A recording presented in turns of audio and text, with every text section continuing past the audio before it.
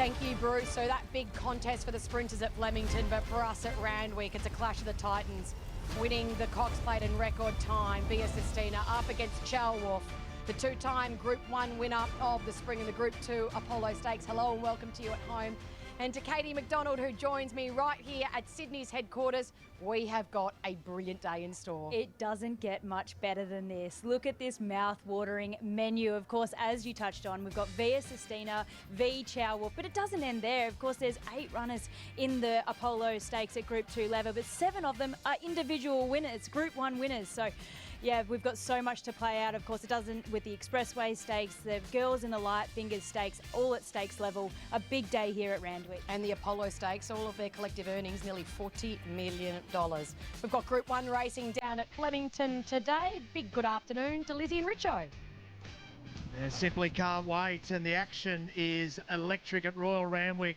This girl is super special. She gets a chance to kick off her campaign. And ditto for Lady Shenandoah, a Group 1 winner. And Peloton, how good is this 2-year-old? Let's check in with the wonderful track at Royal Randwick for them and Kate.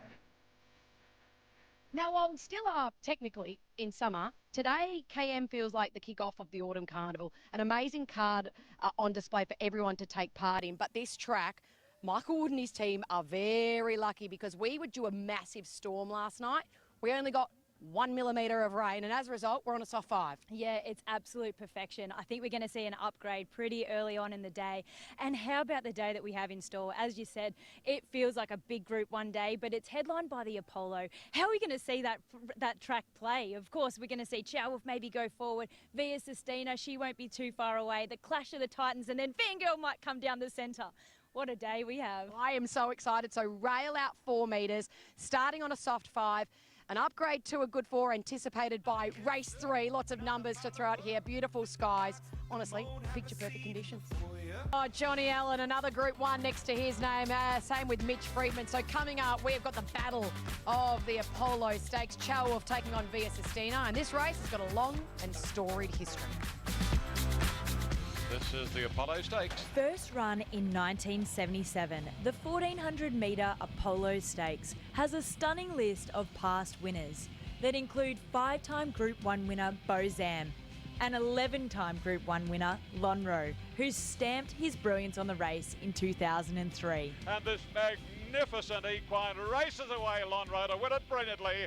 During an 8-year stint at Warwick Farm, the Group 2 Weight for Age contest was won by the mighty Sunline twice. She is going to kill them in the Apollo. And the Apollo was also hosted by Rosehill for an 8 years stretch. Tuesday Joy levels up on the outside and the favourite gets the money. In 2016, a 5-year-old Winx ran in the Apollo first up after winning her second Cox Plate. Look at her go, Winx! Oh, she's certainly the best. A year on and she was at the peak of her powers. 14 for the equine queen of the world, Winx. While in 2019, Winx began her farewell tour in the Apollo. And despite a brave showing from Happy Clapper, it was a familiar result. I shall not weary the chap. Once again, she's haughty and imperious. And this is where a lot of the great horses commence their autumn campaigns. It's a big battle, we think, between Via Sistina and Chalwolf. They were the stars of the spring. Of course, Via Sistina with that big romp in the plate, winning it in record time, up against Chalwolf, and there he is. He absolutely adores Randwick, Katie. Yeah, he does. Of course, won the Epsom handicap here in such fine fashion. He's a proper racehorse. Loved what I saw at the trials too. He looks like he's come back in really, really good order. And let's take a look at his 2 Group 1s in the spring, Robbie. Of course, a win in the Epsom, as you mentioned, flying down the outside, but also in arguably one of the biggest races of the year in the King Charles III Stakes. Yeah, and absolutely blitzed them there in what was an unbelievable field, so he's an impressive horse. And these are his targets going forward. Joe Pride saying he expects him to be fresh enough and fit enough to do something today, but then going forward, of course, the Very Elegant in 2 weeks' time, and then on to the big one, the Queen Elizabeth. Yeah, look, he's all going well from today. It's interesting today how they're going to ride him, because he went forward in the trials and he looked like he appreciated that. He won his trial very impressively. but usually he does tend to get back in his races, so it could be a tactical affair, but this is the horse that they're going to have to beat. This is Via Sistina. Isn't she a beauty? She is. You described her last week as an aeroplane. She is an aeroplane. I think she's just as big as an aeroplane too. Looking at her gallop last week, James McDonald couldn't hold her any slower. She is just a big, powerful, strong mare. She's a 7-year-old now, of course, bought for a lot of money, $5.4 million. And she hit the ground running. As soon as she got here off the plane, she won the Randwick Stakes. Then she ran second in the Queen Elizabeth. And I do think that if she was able to sit second in that race, I think she would have reeled in Pride, Jenny. They didn't know how to ride her at that stage, but I think she's that versatile. You can put her anywhere and she will just sprint at the end of her race and she'll wear down the opposition. So the Apollo into the very element, into possibly the Randwick or the George Ryder. Fangirl and Via Sistina will be split amongst those, and then they'll likely both meet in the Queen Elizabeth. The 1,400 metres, take me through it. Yeah, as we discussed earlier, it is a long run to that bend, but if you just caught napping, you can be stuck 3 wide very, very easy. Obviously, it's a small enough field, but there's not a lot of tempo on paper. I'm not sure who's going to lead this race. Coming around the side there, you have to have your horse breathing and relaxed, and like we discussed earlier, you got to be patient in these big races. Cruising down into the straight now. I'd love to be on Via Sistina at this stage of a race now. I'm sure she's going to absolutely let rip in those conditions. Taking off like an aeroplane, as we saw last spring. And a lot of these horses first up today, you don't want to give them a gut buster, no, but you want to be fit enough to do something and put your hand up for the big races going forward. Yeah. And Chris Waller will be doing that as well. He is looking for his 7th Apollo, which would equal Gay Waterhouse. Yeah, they've really taken this race by storm, especially Chris Waller the last few years. Of course, Wings won it 3 times. He won it last year with Fangirl. She's trying to win it again this year, and I've got her on top. Well, don't give everything away. Let's get into the yard over the 1,400 metres. Wait for age conditions. Here's Charles Wolf. He has drifted in bedding. He's not a notable first-up performer, but we are seeing with this horse, he gets bigger and better and greater every time he goes to the races. Yeah, he does. So I really do think that he probably will want this today. But looking at his trial and then showing that they led in that trial too, it just throws a little spanner in the works of how they're going to ride him today. I so think we'll see when the gates open. Robbie Arapaho is a Group 1 winner. Bjorn Baker's absolutely flying, but you'd think that he probably just wants this He today. is. He gets over further, but it is great to see Ash Morgan riding in such a big race today. A fantastic rider. Yeah, he's doing great things at the moment. We're loving having him in town every Saturday. So if there is a go-forward horse, it's likely Lindemann, but he won't go as speed. He's going to put on the brakes. Nashra Willer went out there before and had a little gaze as to what was going on with that track. We saw Nash head out there for a little walk of the track, so trying to find the fast lane for Lindemann, but of course he'll try and get into a rhythm. He's a big striding horse. Nash will suit him.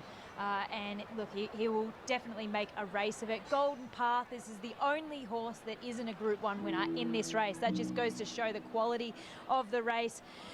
Look, but he's honest, he's consistent, he's resuming, and maybe he's another forward horse. He's a forward horse, but I reckon he wants cut out of the ground, and I reckon one more, and that's where he'll fire best. The 5 is the aeroplane, Via Sistina. Hard to knock what she's done over her 2 campaigns in Australia, including unbelievable win in the Wink Stakes, that huge win in the Turnbull, the Cox Plate by 8 lengths in track record time, and then rounding out the spring with the McKinnon. Yeah, the only time that she got beaten was in the Maccabi Diva, where it was a heavy track, and she just didn't really appreciate those conditions. So she doesn't find those today. She finds perfect conditions. But Fangirl, I've changed her to my on-top selection because I think Fangirl sprints quicker than everyone. The race has to be run to suit her, and if it is, and that's slowly, we don't want a fast run race here, she will sprint quicker than all the rest. She ticks a lot of the boxes for me today, gets that firm track. If we'd had more rain, you would have ruled her out, but the dry deck, she's riding this, a tissue, a very, very honest mare. She'll probably go to Melbourne for a mile race going forward, but you can't, I guess, rule her out of your multiples. Can never rule her out. Such a consistent horse, comes back really good every single prep, and yeah, like you said, you cannot rule her out. And here is Zardozi. Now, I have a big soft spot for this mare. We know she gets further. She ran 4th in a Melbourne Cup, but there's just something telling me that she could fire fresh today. We saw this last preparation. She ran a really nice 6th first up into the Winks. And whilst that's midfield, I just wouldn't rule her out of your first 4s. Yeah, no, I wouldn't either, especially the way that she's presented. She looks $1 million, doesn't she?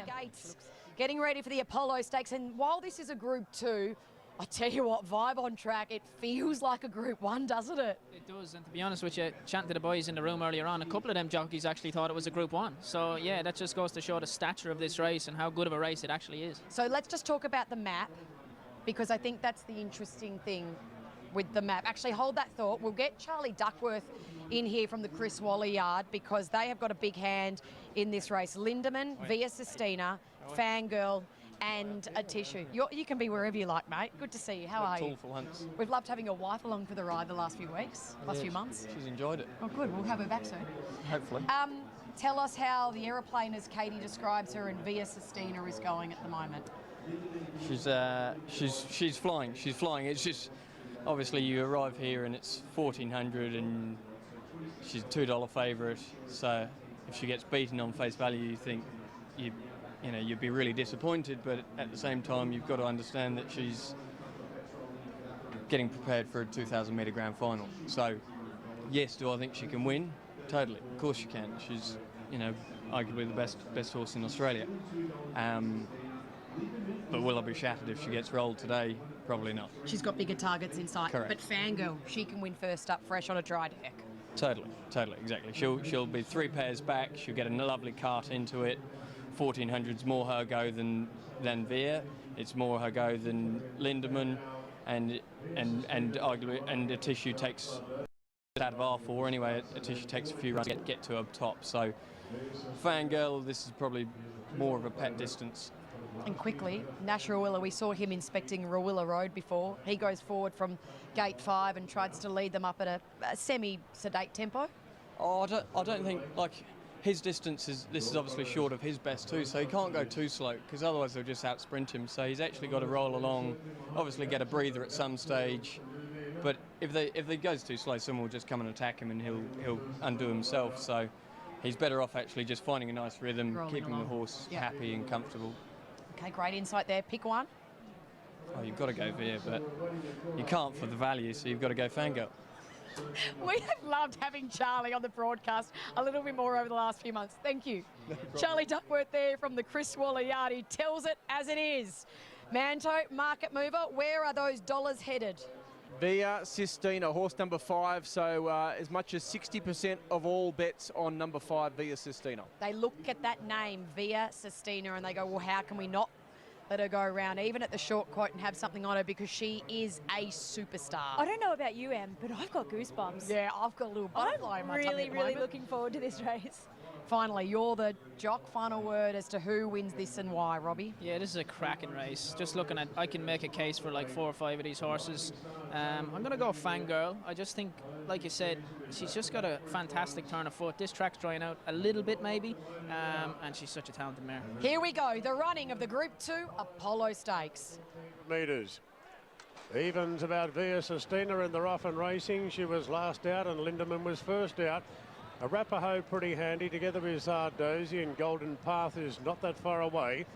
Followed then by Fangirl, one off the fence on the outside of Via Sistina. Length and a half to Chayawolf, and a tissue's been taken back to last. So it's a soft lead for Lindemann out by 2 lengths. Arapaho on a forward roll. A couple off to Golden Path, and Zardozi's 4th down on the rails. Length and a half into last year's winner Fangirl is keeping the star mare pinned away on the fence for the moment, Via Sistina. A length further back to the youngest horse in the field, Chayawolf, and a tissue sees them all. So Lindemann minding his own business in the lead, out by 2 lengths to Arapaho. Several lengths away to Golden Path on the outside of Zardozi. A length and a half to Fangirl. A half the inside Via Sistina. A length further back to Chayawolf. And a tissue's the last one. Around the corner now in the Apollo Stakes. Lindemann 2 lengths clear from Arapaho, Golden Path. Fangirl pulling out. Zardozi on the inside, and a Chayawolf moves up. Just trying to keep Via Sistina in a pocket there. Lindemann 2 lengths clear. Fangirl is starting to lengthen. Lindemann being tackled by Fangirl, and away she goes for back-to-back wins. Via Sistina rattling home late, but Fangirl too good. Beat Lindemann, Via Sistina, and Chayawolf did the favourite no favours. Further back then to Arapaho, Golden Path at Tissue, and Zardozi. What a win to Fangirl. She promised to do that And we need to unpack this race. There's a lot of storylines to evolve out of it, but the first one is the gun ride that Jason Collett gave Fangirl. And Katie, there's been a lot of discussion about those horses that have been in behind her. She might not be a superstar of the Australian Turf, but what she is a really classy mare, especially fresh. Oh, she certainly is, and she was given an awesome ride there from Jason Collett. She was in the right spot. She wasn't too far away from them, Richard, and I think that was the key. She was only a couple of lengths off him, and she's just got such a dynamic sprint on her. She lets go with a massive big turn of foot, and she was absolutely awesome. And I think Emma's with the connections with Charlie Duckworth. Good tipping, but gosh, she's a good mare, isn't she? Yeah, she's an absolute gem, And I know she wasn't that long in the market, but almost a forgotten horse. It was all Chael Wolf and Vera Sistina. Jason gave her just a beautiful ride. The other two were having a battle behind her, and she just said, well, while you two are playing top trumps behind me, I'll just go and get the job done. That's the interesting point to dissect out of this, and we'll do that in time, about the war between Chael Wolf and Vera Sistina. But she is so dynamic when she's let rip down a straight. That turn of foot, that ability to sprint off an okay tempo, she's elite. Yeah, she is, and she's just got to get left alone early. You force her into a position she's not happy with. And like we all kept whinging about, oh, bad draw, but she's actually better off because you can just leave her alone and just wait for that turn of foot because she's electric. What about Lindemann Brave up there till the end? Wasn't he? I thought he was actually going to go and do it. Nash just about stole the show.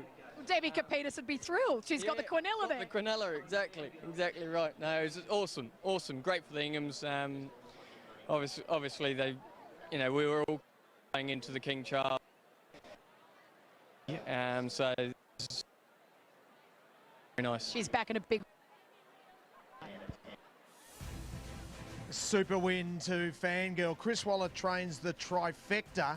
We pick up the action. Jason Collett's been out of trouble with Fangirl. Accelerates. And right here, Robbie, the only horse you wanted to be on, all you need to do is catch that tearaway leader, who was superb, Lindemann. It runs second. Vera Sistina loses. No admirers in for third.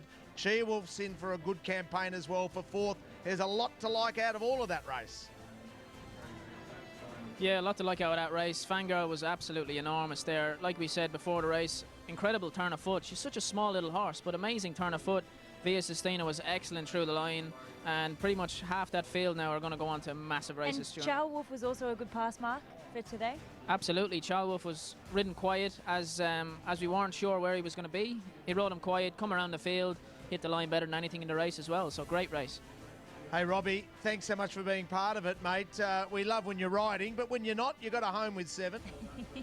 Thank you very much. Absolute pleasure. Hopefully I didn't make a fool of myself. Never, my friend, never. You're absolutely outstanding. Great to have Robbie Dolan, Melbourne Cup winning jockey, as part of our team today.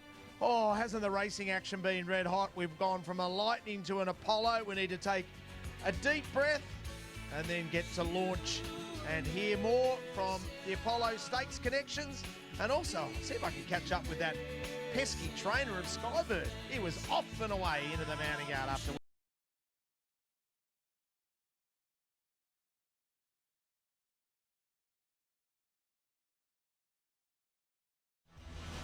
Back-to-back victories for Fangirl in the Apollo Stakes. That takes it to 7 wins for Chris Waller in the Apollo Stakes. And Jason Collett's very first win in the Apollo Stakes.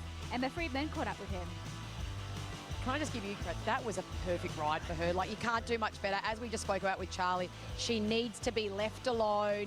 Don't try and position up. Don't put her, just let her go. And you did that. Well done. Yeah, thanks, Emma. Yeah, she, when I was able to get Via back underneath me on the fence, I had her locked away, and I had Chia Wolf behind me. I thought, well, I just got to wait, and I probably have the best centre foot over 14, so try to utilise that. Tell us what that feels like, because we know that once she rounds a bend here at Randwick and she gets dry conditions, she has just such a wicked sprint on her. She does, yeah. They allowed me to gallop her last Saturday, and I probably didn't come in with big raps of the gallop, but that's obviously her. She was by herself. She didn't do a lot, but going to the start today, she was sharp. She was on it. I thought, this is yeah, we're on today. She thrives on pressure, and you're riding really well at the moment. Nice to ride a big Group 2 winner for this family as well. They've been so good to racing. It is, yeah, and look, since when I first came over here, I've had rides for them ever since, and so there's Corey there.